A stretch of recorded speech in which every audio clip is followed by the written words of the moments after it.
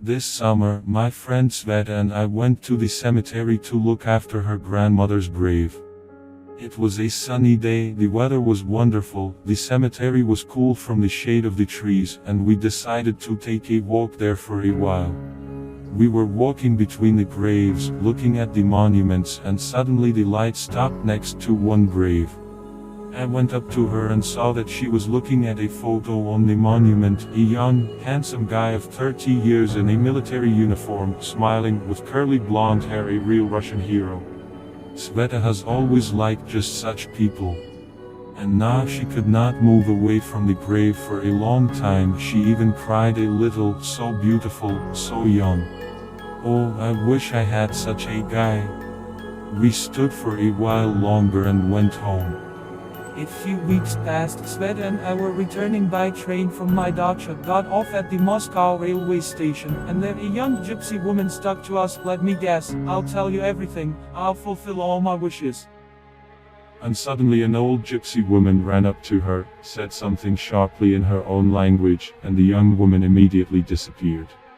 And the old woman slowly, carefully, as if afraid of something, approached the light. Do you even know who is following you?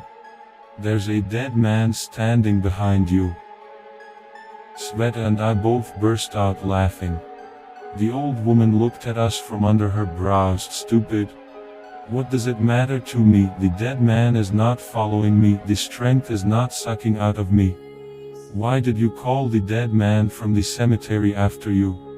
Sveta and I suddenly, as if on cue, remembered that clear June day, the cemetery, the grave of a young man. What other dead man? What do you allow yourself? Sveta was indignant, and certainly.